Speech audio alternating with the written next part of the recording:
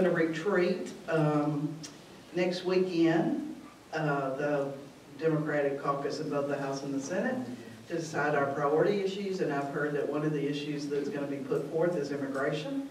And I've already told them that I can't hang with you on that one, and I may have to speak publicly in opposition to the party position on this issue. And I think this is a drastic mistake. This is what got us into this position now. There's no difference between the Democrats and Republicans, and we need to distinguish that difference and tell people that we're the ones who really want to move the state forward and create jobs, but create good jobs. Do Latinos, this is a question from the audience, is what are the Democrats doing to get the Latino vote and the women vote? I just want to keep going on what we're talking about here. Is there a place for Latinos in the Democratic Party, especially with the immigration issue that Patricia was talking about a moment ago? What is the Democratic Party going to do to reach out to, if anything, to reach out to Latino voters? Bottom line is we need a platform to offer an alternative to Republicans in the state of Alabama. We don't do that currently.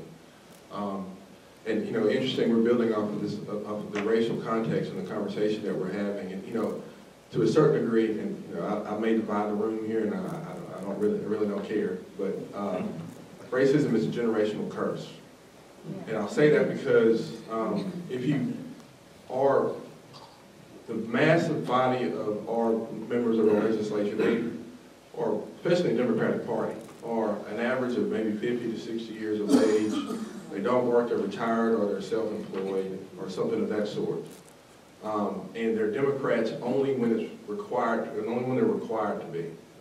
We've had a number of conversations with Democrats as we tried to create a statewide platform, and the older gentlemen, and I say gentlemen because I don't know how many, we're not very diverse in any regard in the legislature, but these older gentlemen would tell us that I know my district, and I don't need you in my district. And see, the underlying, honestly, the overtone there was, I'm from there, so I know my people, but the undertone was that if they saw you representing me or you supporting me, I would lose votes. So one of the things that you're going to see in our next session is, and this is an honest dialogue, one of the things you're going to see in our next session is the fact that a number of these people are going to have to start coming to the realization were they ever really a Democrat in the first place.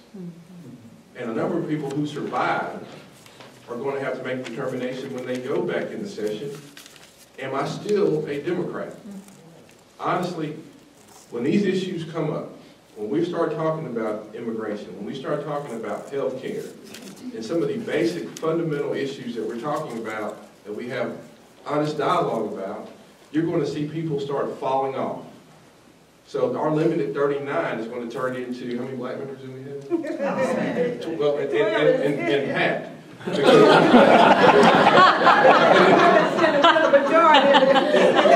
But honestly, for whatever reason, when we start debating our health care policy, it becomes a black issue. And they look to because again, the people are some of our Democrats are so concerned about having a message to sell to their constituency, they don't care about how that message sounds. They don't care if that message is intellectually honest. So as we move forward, and especially in this next session, especially when this immigration debate begins, and we start talking about, they start eroding away at the fundamental fairness that's guaranteed to us by our Constitution. And they start talking about who deserves rights and who doesn't. When they start talking about a child being born in the United States of America is not a citizen, you're going to see people peel off because they know they can't go back and tell their constituents what they need to hear, is that if you're a human, you need to be treated as such. It doesn't matter where you were born or where you're from. But furthermore, when you start talking about immigration and you start telling people that we're going to incarcerate you because of your appearance, or we're going to give a police officer the ability to approach you because you don't look like you're from here, you're supposed to stand up and say, that's wrong. But again, they're going to go back to their constituency and they can't sell that message because they're more concerned about keeping the seat than doing the right thing. And when, you know, in my suite, we had 539 and Earl, and we talked about this all the time. If it comes an issue where I have to lose, I'm just going home.